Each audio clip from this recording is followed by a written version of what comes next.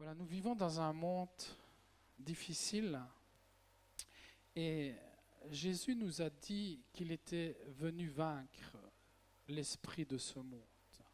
C'est un esprit qui nous attire toujours très bas, qui est là pour nous décourager, pour nous détruire, nous amener dans l'angoisse, l'inquiétude. Et ce Jésus qui a dit « Je suis vainqueur du monde, j'ai vaincu le monde, n'ayez pas peur, ne craignez rien, car j'ai vaincu le monde, soyez sans crainte ». C'est un Jésus qui n'a pas été compris au début de son ministère. Et d'ailleurs, quand il va être crucifié, ses disciples pensaient que lui qui proclamait de vaincre le monde était venu les délivrer des forces armées de l'époque de l'Empire romain. Et donc la victoire sur le monde, c'est bien une victoire sur le monde spirituel. Et le titre de ce message est intitulé dans ce sens, ce que Jésus est venu vaincre, c'est le péché. C'est ça que les disciples n'avaient pas compris. Jésus était venu vaincre un esprit qui est fort, qui nous conduit dans le péché, qui nous fait tant souffrir et dont le résultat est tant de choses négatives. Et donc le titre de ce message, c'est « La victoire sur le péché nous conduit vers cette renaissance ». Parce que Jésus est bien venu apporter une renaissance spirituelle, un réveil spirituel. Dans un monde qui vient nous affaiblir spirituellement et mentalement, Jésus est venu pour nous épanouir dans notre vie, pour renouveler nos pensées, nous donner un bon mode de pensée. Et voilà le titre de ce message. Et un homme qui s'est épanoui dans sa vie, malgré les circonstances difficiles qu'il vivra, c'est l'apôtre Paul.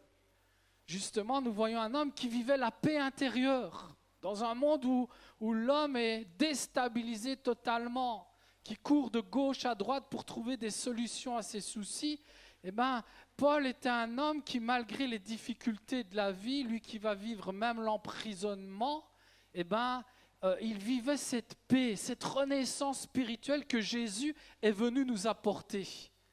Ce réveil spirituel, ce bien-être intérieur. Paul était rempli de la paix de Dieu, quelles que soient les circonstances, de la joie de vivre et de l'amour de Dieu. C'est ce que Jésus dit quand il est venu vaincre l'esprit de ce monde. Il est venu vaincre tout à fait l'inverse de ce que lui peut nous apporter. Ce matin, certainement que plusieurs d'entre nous ont besoin d'être renouvelés de l'intérieur. Ils ne vivent pas la paix intérieure. Ils ne vivent pas la joie intérieure. Ils ne vivent pas l'amour intérieur. Et pourtant, Jésus est venu pour vous accorder toutes ces choses. Mais pour nous accorder ces choses, il a dû vaincre quelque chose de très fort.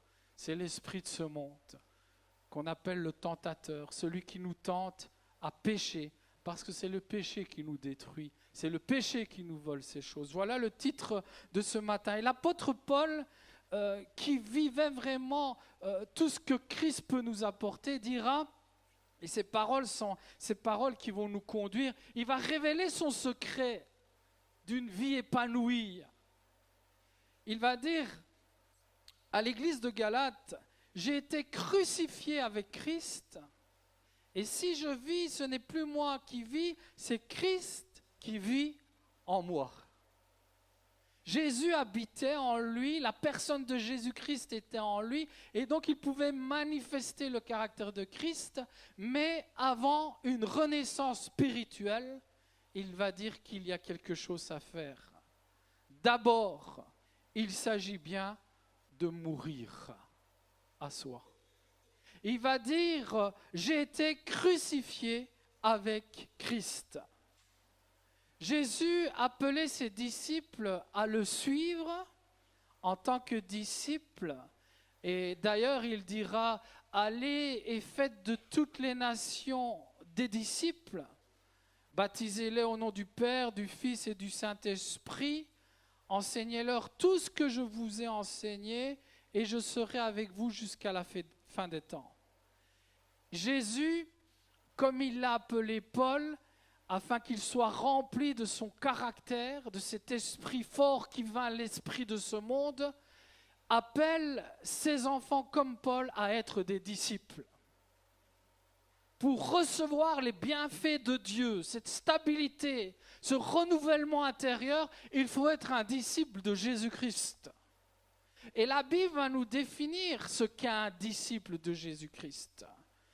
Il va le dire dans les Actes des Apôtres, on trouve à travers les paroles de Luc, qui est un médecin, qui sait comment écrire, qui sait bien préciser les choses pour qu'elles soient claires. Il va dire, en ce temps-là, le nombre des disciples augmentait. Les hellénistes murmurèrent contre les Hébreux parce que leurs veuves étaient négligées dans la distribution qui se faisait chaque jour. Les 12 convoquèrent la multitude des disciples. Vous voyez, on parle de disciples. Les chrétiens sont appelés des disciples de Jésus. Et dire, il n'est pas convenable que nous laissions la parole de Dieu pour servir aux tables. C'est pourquoi, frères, choisissez parmi vous 7 hommes de qui l'on rende un bon témoignage, qui soit plein d'Esprit Saint et de sagesse, et que nous chargerons de cet emploi. Et nous continuerons à nous appliquer à la prière et au ministère de la parole. Cette proposition plut à toute l'assemblée. Ils élurent donc Étienne, homme plein de foi et d'esprit, Philippe, Procor, Nicanor, Timon, Parménas et Nicolas, prosélytes d'Antioche. Ils les présentèrent aux apôtres qui, après avoir prié, leur imposèrent les mains. La parole de Dieu se répandait de plus en plus, le nombre des disciples augmentait et une grande foule de sacrificateurs obéissait à la foi. Les chrétiens sont des disciples qui obéissent à la foi. Pourquoi je veux commencer dans ce sens ce message de Dieu? Parce que tout d'abord, c'est Dieu qui me l'a inspiré dans ce sens. Mais je crois que Dieu est très logique, il faut commencer par le départ. Si nous voulons recevoir Christ, nous devons être ses disciples. Et des disciples, c'est qui? C'est quoi? Ce sont des hommes et des femmes qui sont obéissants à la parole de Jésus-Christ. Il n'y a pas de croyants et de disciples d'un côté. Pour Christ, le croyant est un disciple. Pour Christ, le vrai croyant est un disciple qui obéit à Jésus. Parce que sans ces paroles, sans proclamer avec certitude ces paroles de Paul, si je vis, ce n'est plus moi qui vis, c'est Christ qui vit en moi, nous ne sommes pas des disciples de Jésus-Christ. Il s'agit tout d'abord, afin d'être renouvelés par l'Esprit de Dieu en nous et d'avoir cette force qui nous donne la victoire sur l'esprit de ce monde, de pouvoir dire, moi je suis un disciple de Jésus-Christ, je suis ce que le Seigneur m'a enseigné et si je vis, ce n'est plus moi qui vis, c'est Christ qui vit en moi. Ce matin, le Seigneur parle à chacun de nous. Jésus avait dit à ses disciples que pour le suivre, il fallait payer un prix. Ce n'était pas une foi facile, parce qu'aujourd'hui nous avons l'art, nous disons que certains pays sont chrétiens. Je pense à mes amis musulmans qui souvent me pointent du doigt. Vous les chrétiens! Et il faut que je remette les pendules à l'heure bien souvent pour leur dire, attends, vous les chrétiens, tu t'adresses à qui? Ben, clairement, ils vont le dire. L'Occident. J'ai dit non. L'Occident se dit peut-être chrétien, mais chrétien celui qui est vraiment disciple de Jésus-Christ.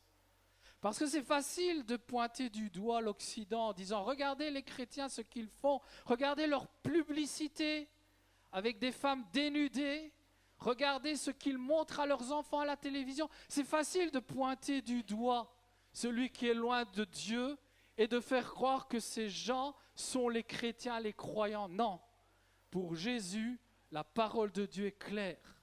Est un croyant, est un disciple, celui qui vit selon les commandements de Jésus-Christ. Et sans cela, frères et sœurs, maintenant je reviens sur nous-mêmes. Si nous ne vivons pas cette grande vérité, nous ne pouvons pas recevoir tous les bienfaits de Dieu. Nous ne pouvons pas recevoir l'Esprit de Dieu en nous, parce que nous nous trompons nous-mêmes. Seigneur, tu as défini qui était celui dont tu vivais en lui. Les chrétiens suivent Jésus et ils sont engagés pleinement à le recevoir comme qui? Comme sauveur. Mais Paul va le dire, si je vis, ce n'est plus moi qui vis, ce n'est plus moi qui contrôle ma vie, mais c'est Jésus. Le chrétien est appelé à laisser Jésus régner dans sa vie. Nous reconnaissons, nous, les vrais disciples, Jésus comme sauveur, mais Jésus comme Seigneur. Le chrétien qui vit de cette manière désire faire ce que Dieu veut, la volonté de Dieu. Et ils apprennent de lui l'humilité, la douceur. Et lorsqu'ils trébuchent, qu'ils font des fautes, ils savent qu'ils peuvent être pardonnés. Ça, c'est la puissance de la croix. Voilà cette puissance qui nous libère. Parce que nous sommes encore charnels et bien souvent nous chutons. Mais nous savons que nous avons cru en un Jésus qui est rempli de miséricorde. Et nous voulons nous relever quand nous chutons pour nous remettre à sa suite. Seigneur, tu viens ce matin. Les Écritures nous exhortent à te suivre. Et pour te suivre, tu ne nous as pas trompés. Tu nous as dit qu'il fallait renoncer à nous-mêmes. Ça veut dire quoi? Au désir de notre chair, au désir de notre jeu qui veut toujours gagner, mais à nous considérer comme morts à nous-mêmes, dépouillés de notre vieil homme pour retrouver cette renaissance du nouvel homme. Est-ce que Jésus n'a pas appelé ses disciples à vivre une nouvelle naissance? Le disciple est celui qui vit une nouvelle naissance. Et là, nous commençons à avancer dans ce message. Seigneur, ta seigneurie, ton salut me permet de vivre ce renouvellement spirituel. Seigneur, tu m'appelles à renoncer à moi, à prendre ma croix. Il est dit dans Matthieu 10, 38, « Celui qui ne prend pas sa croix et ne me suit pas n'est pas digne de moi. » Qui a besoin de prendre sa croix ce matin? Chacun de nous doit prendre sa croix. Ça veut dire beaucoup de choses. Ça veut dire l'idée du renoncement à soi-même. Ça veut dire, comme Paul le dit, être crucifié avec Christ. Ça veut dire que toi et moi, nous avons besoin de crucifier une chose, c'est notre chair. Ah, je peux vous dire que j'ai un caractère fort. Ah, je peux vous dire qu'en plus de 20 ans de vie spirituelle, le Seigneur a vraiment changé mon caractère. Parce que j'étais très sanguin. Pour certains aujourd'hui qui me connaissent, je suis certain que pour vous, ce n'est même pas crédible ce que je vous dis. De me voir péter un câble d'une seconde à l'autre. Parce que Jésus change nos cœurs. Nous devons crucifier cette chair.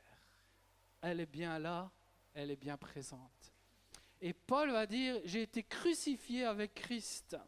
Il choisit de servir Christ et il est conscient de ce prix à payer.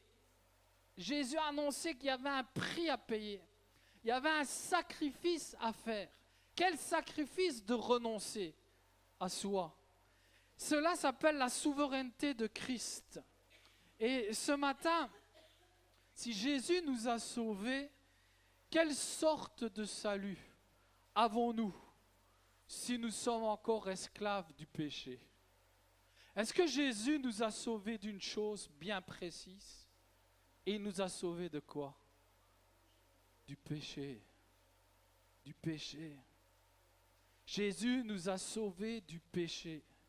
Ça veut dire, frères et sœurs, que quand Paul va dire « je veux le crucifier, ce péché, cette chair qui la manifeste si souvent », Paul est en train de dire « Seigneur, tu es venu me libérer du péché, je ne veux plus retourner esclave du péché. » Ce matin, j'aimerais prêcher la vérité et vous dire que tout est accompli pour que nous puissions être renouvelés de l'intérieur et recevoir les bienfaits de Dieu. Mais que si nous retombons esclaves du péché, nous perdons ces bénédictions. Ce matin, qui veut dire Seigneur, merci. Tu combats encore ce matin pour moi, afin de ne pas permettre à l'esprit de ce monde de me remettre esclave du péché. Seigneur. La vie de disciple nous permet de vivre de grands privilèges. C'est la présence de Dieu. Mais il y a un voleur dans ce monde, un esprit voleur qui veut nous voler les bienfaits de Dieu. Voilà pourquoi Paul va dire, je veux que Christ règne en moi, qu'il soit Seigneur, mais d'abord il faut que je crucifie ma chair. Il faut que je crucifie le péché en moi qui veut se manifester tous les jours. Il va le dire, ne vous accordez pas un jour de repos dans ce combat. Tous les matins, il y a quelque chose en toi qui voudra se réveiller pour manifester le péché. Ne vous accordez pas un jour de repos dans ce combat spirituel que vous êtes appelés à mener. Il faut que nous soyons occupés tous les jours à tuer ce péché. C'est le message de l'Évangile. C'est la puissance de la croix. C'était l'occupation quotidienne de l'apôtre Paul. Il va dire à l'église de Corinthe, « Je traite durement mon corps et je le tiens assujetti de peur d'être moi-même rejeté après avoir prêché aux autres. » L'homme pasteur, l'homme prédicateur est en train de dire, moi qui prêche l'évangile, je fais attention tous les jours parce qu'il y a quelque chose qui est prêt à me tenir et à me rendre à nouveau captif, attaché au péché. Paul était comblé de toute grâce, n'est-ce pas? De la joie, même en prison, il est celui qui encourageait les autres. Mais tous les jours, son combat était le même, combattre le péché. Frères et sœurs, je ne sais pas si c'est votre priorité chaque matin, mais Dieu sait pourquoi il parle ce matin dans ce sens. Voilà, nous allons voir 6 raisons de nous atteler tous les jours à ce combat qui est de faire mourir la chair et le péché. Il y a plusieurs raisons et il nous est dit, nous devrions éviter de parler comme si nous étions déjà arrivés. Le tentateur, il est fort, on va le voir ensemble. Tous les matins, il travaille, il est rusé afin de nous faire tomber. Nous ne devrions jamais parler comme si nous étions arrivés. L'apôtre Paul dira, ce n'est pas que j'ai déjà remporté le prix ou que j'ai atteint la perfection, mais je cours pour tâcher de le saisir, puisque moi aussi j'ai été saisi par Jésus-Christ. Est-ce qu'on peut dire ce matin, ce n'est pas que j'ai déjà remporté la couronne? Est-ce qu'on peut le dire ce matin? Mais j'aimerais qu'on puisse le dire tous les matins par l'Esprit de Dieu. Seigneur, ce n'est pas que j'ai déjà remporté la course. Je veux me revoir tous les jours parce que Seigneur, je veux être plus que vainqueur en Jésus-Christ. Et là, nous allons voir 6 raisons importantes parce que la chair désire l'inverse du Saint-Esprit. Dans Philippiens 3:20, il nous est dit, notre cité à nous est dans les cieux, d'où nous attendons aussi comme sauveur le Seigneur Jésus-Christ, qui transformera le corps de notre humiliation en le rendant semblable au corps de sa gloire par le pouvoir qu'il a de s'assujettir toutes choses. Ça veut dire quoi ces paroles? Ça veut dire que tant que nous sommes sur cette terre, nous sommes dans un corps de chair qui nous fait défaut et qui est là pour nous tromper. Et là, donc, il va y avoir 6 raisons importantes. La première, elle est très importante. Le péché qui habite en vous, il demeurera tant que vous serez dans ce monde. Il est dit dans 3:12, ce n'est pas que j'ai déjà remporté le prix ou que j'ai atteint la perfection. On l'a vu. Voilà pourquoi chaque jour, nous devons combattre ce bon combat que Paul appelle le bon combat de la foi. Est-ce que tu reconnais que tu es pécheur ce matin? Est-ce que tu reconnais que tu as un combat à mener contre toi-même tous les jours? Est-ce que tu sais que tant que tu seras sur cette terre, tu demeureras dans un corps de chair? Et ce corps est appelé à mourir. Mais notre âme, selon la relation qu'elle aura eue avec le Christ, rejoindra la gloire de Dieu et laissera ce corps de mort. Seigneur, c'est ta parole qui nous rappelle que tant que nous serons dans ce monde, notre corps de chair sera là et que nous devons combattre ses œuvres, les œuvres charnelles. C'est le premier point. Le deuxième point, le péché habite en nous et il est actif. Il est actif. Il est actif toujours. Jacques 1,14. La convoitise nous pousse à la tentation et elle enfante le péché. La convoitise, elle est là. L'esprit de ce monde, il est bien là. Il nous tente. Il est bien là. Et la convoitise vient et cela engendre le péché. Il est actif, le péché. Le péché est toujours à l'œuvre. Quel chrétien pourrait dire qu'il n'est pas sous la pression de péché? C'est quand la dernière fois que tu t'es mis en colère? C'est quand la dernière fois que tu t'es laissé animer de haine, d'amertume? Le péché est actif. Voilà pourquoi nous devons le combattre. Deuxième point, tant que nous serons sur cette terre, nous devrons combattre ce corps charnel, pécheur. Deuxième point, ce péché est actif. Il agit. Le pécheur, pouvez-vous espérer vous en sortir si vous ne combattez pas ce péché actif? Vous êtes battu d'avance. Laissez-le faire. Laissez-le faire. Ce n'est pas la religiosité qui vous libérera du péché. Croyez-moi, c'est ce que le Seigneur disait aux religieux.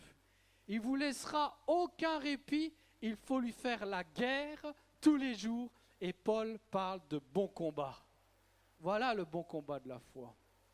C'est combattre celui et ces choses qui viennent pour nous rendre à nouveau captifs.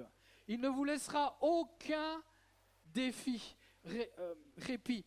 Le troisième point, s'il n'est pas mis à mort, il risque de causer en toi des choses graves et scandaleuses.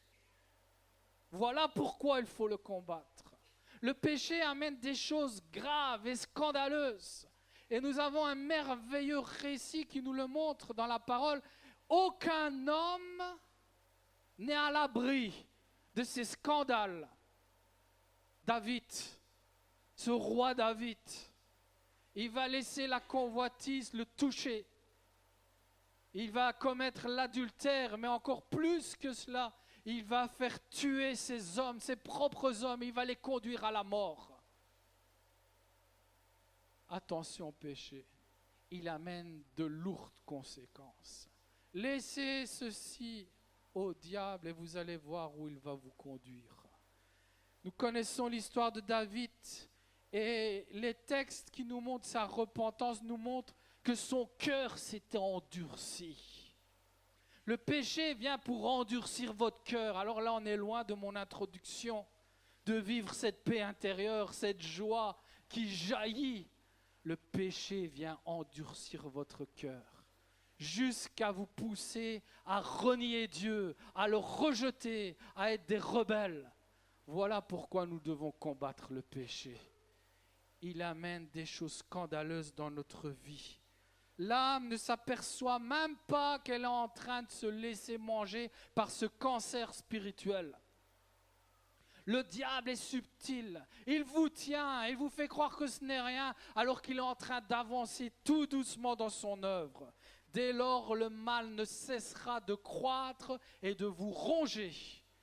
Seigneur, si comme cette racine qui pousse, nous ne la faisons pas mourir, très vite, elle deviendra un arbre qui va faire pourrir votre vie.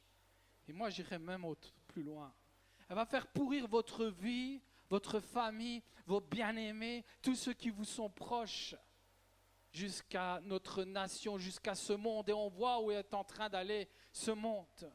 Mais nous, Seigneur, nous voulons rester ce peuple qui reste attaché dans un désert qui brille et qui manifeste ta présence, ta fidélité, et tout est bien fait?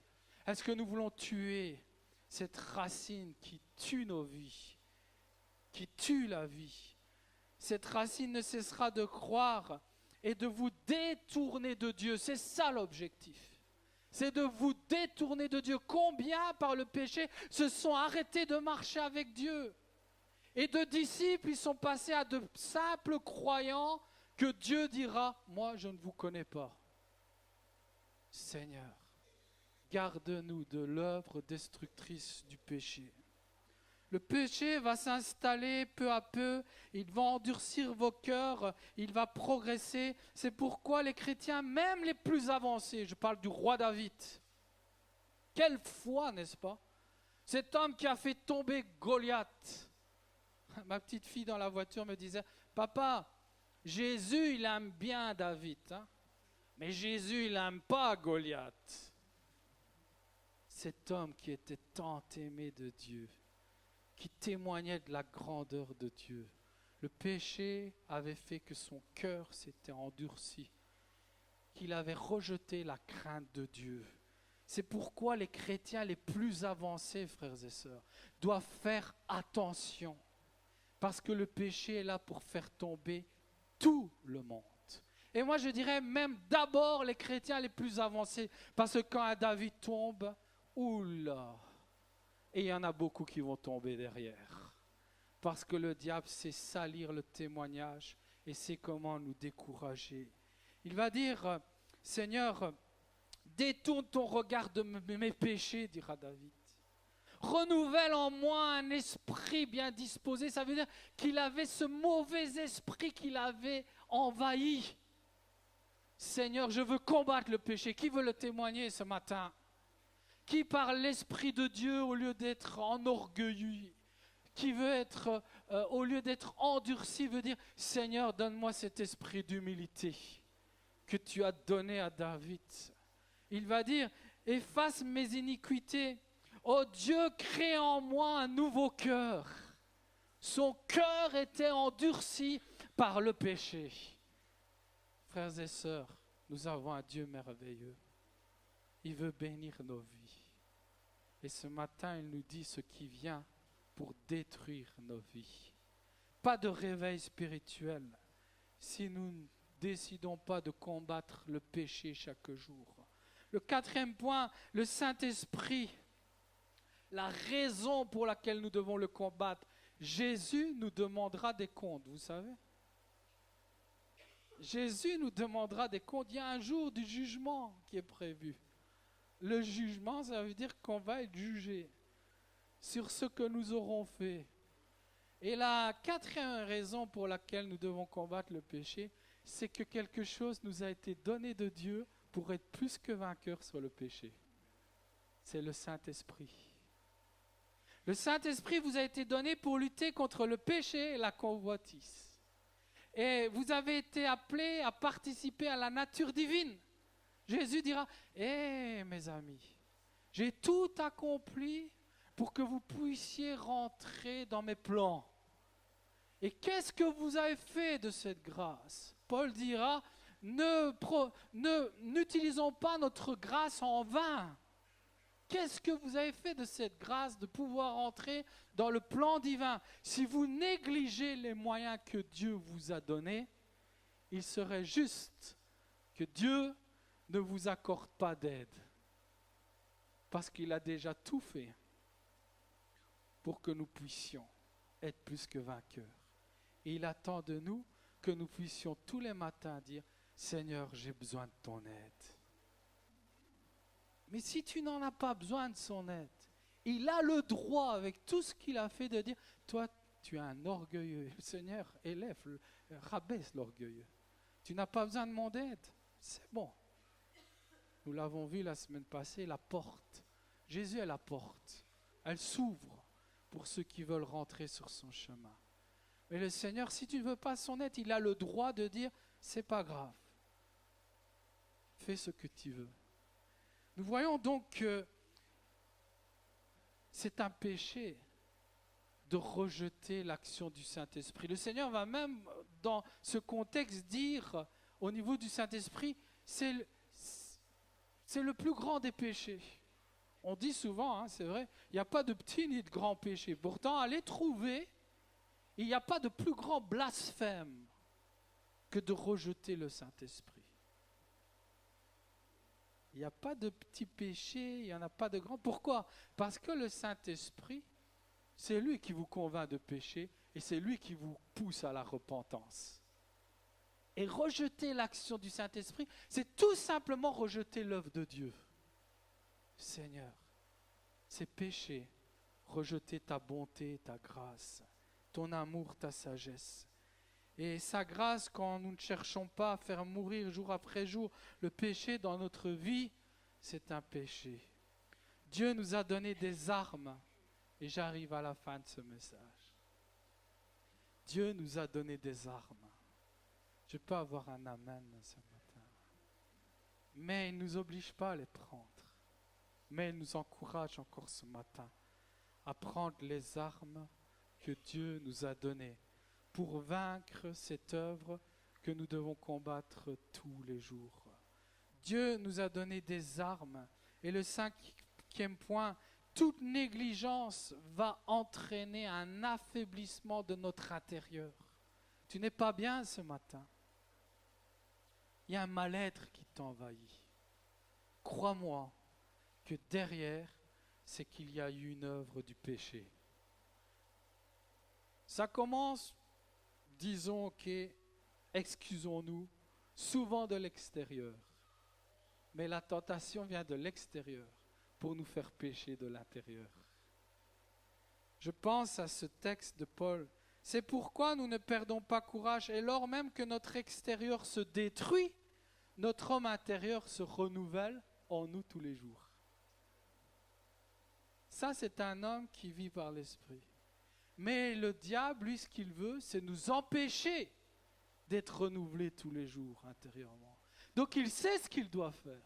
Il faut que le péché œuvre pour nous empêcher. Le psaume 31 disait que ce péché venait détruire l'homme intérieur, mais même le corps. Combien de fois nous sommes perturbés par les attaques, par le péché externe qui vient nous révolter, et combien de fois notre santé est touchée. Qui ne dort plus depuis des années? Qui ne dort plus depuis des mois? Qui est en rébellion? Qui est rempli de haine, d'amertume, qui l'empêche de reposer son corps? Le psalmiste disait, ma vie se consume dans la douleur et mes années dans les soupirs. Ma force est épuisée à cause de mon iniquité. Qui est fatigué ce matin? Jésus veut guérir ta vie. Jésus veut te fortifier. Jésus veut te relever. Et mes os se dépérissent. Lorsqu'une créature de Dieu subit des blessures, Dieu le voit. Dieu voit quand tu as subi des épreuves, des humiliations sur humiliations. Dieu voit. Et il voit aussi que ton cœur veut s'endurcir de plus en plus sous la séduction du péché. Il le voit. Et combien de chrétiens qui étaient humbles, sensibles, craignant Dieu, sont devenus désormais des hommes froids, durs et qui n'ayant plus de goût au service de Dieu. Dieu sait tout. Mais ce matin, ce Dieu qui sait tout ne vient pas pour juger, mais il vient pour sauver. Dieu sait tout. On ne peut rien lui cacher, on ne va rien lui apprendre. Il sait d'où vient le mal, il sait ce qui a causé cet état. Mais Dieu cherche des hommes qui, avec un cœur humble, reconnaissent que pour vaincre ce corps charnel, nous avons besoin de lui. Et il est là pour nous aider encore ce matin. Seigneur, viens par ton esprit. Aujourd'hui, je vais terminer. Nous retrouvons deux catégories de chrétiens. Des chrétiens rigides, durs, avec un état d'esprit borné, charnel, critique, qui se laissent aller à la colère facilement, à l'envie, à la malveillance, à l'orgueil. Et d'un autre côté, vous avez des chrétiens qui, par grâce, s'offrent tout. Mais le Seigneur nous a révélé que ces deux catégories de chrétiens ne sont pas des enfants de Dieu renouvelés par son esprit. Mais pourtant, le Seigneur vient nous dire que c'est là que le diable veut nous conduire. Et ce matin, Jésus veut nous sortir de ces deux catégories. Et à lui soit toute la gloire, parce qu'il sait le prix à payer. Il connaît l'état intérieur de chacun. Le dernier point, pourquoi il faut tuer le péché chaque jour dans notre vie, la croissance spirituelle, la renaissance spirituelle est quelque chose à vivre au quotidien. Pierre va le dire dans ses deux épîtres, désirez comme des enfants nouveau-nés le lait spirituel et pur, afin que par lui vous croissiez. Dieu a donné des armes pour croître. Alors que le diable, le tentateur et ses armes, le péché sont là pour nous empêcher de grandir, de vivre ce renouvellement, Dieu nous dit à travers Pierre de boire ce lait qui est la parole de Dieu, ce lait spirituel qui nous pousse vers une croissance comme un bébé. Il lui faut ce lait. Nous, il nous faut les armes de Dieu. Il nous faut la nourriture de Dieu. Il va dire, mais croissez dans la grâce et dans la connaissance de notre Seigneur et Sauveur. Gloire à Dieu. Ce matin, j'espère que vous êtes venus pour une chose. C'est pour recevoir, c'est vrai, pour offrir la louange au Seigneur, c'est un culte d'adoration, mais aussi pour recevoir cette nourriture qui vous permet de mieux glorifier Dieu. J'espère que c'est votre seul objectif, parce qu'un autre ne servirait à rien. Seigneur, croître. Notre homme intérieur ne peut se renouveler jour après jour que lorsque nous pratiquons au quotidien la mort du péché qui se vit en prenant les armes de Dieu. Le péché doit être affaibli dans notre vie tous les jours. Et c'est une guerre constante. C'est un combat tous les jours. Je l'aime, ma femme est là comme témoin tous les matins dans ma prière. Seigneur, change mon cœur. Et quand c'est moi qui dois prier pour ma famille, change notre cœur. C'est la plus belle des prières. C'est reconnaître à la fois que Dieu seul peut changer nos vies et que nous avons besoin d'être changés. Qui veut dire, Seigneur, j'ai besoin d'être changé par toi? J'ai besoin d'être transformé tous les jours. C'est mon combat, c'est ma bataille. Un chanteur a dit, c'est ma bataille. Oui, c'était bien sa bataille, mais la plus grande des batailles, c'est vaincre le péché. Nous ne pouvons pas progresser dans la sainteté de Dieu et l'impureté qui nous environne, qui rend, la Bible nous dit qu'elle va rentrer dans l'Église. On l'appelle l'apostasie. Elle va rentrer, elle s'infiltre. On ne va rien faire de nouveau. La Bible est claire. On va pas retirer un iota. La Bible nous dit que dans l'Église, le monde va rentrer. Mais que Dieu va trouver un reste fidèle qui marche dans la sainteté de Dieu.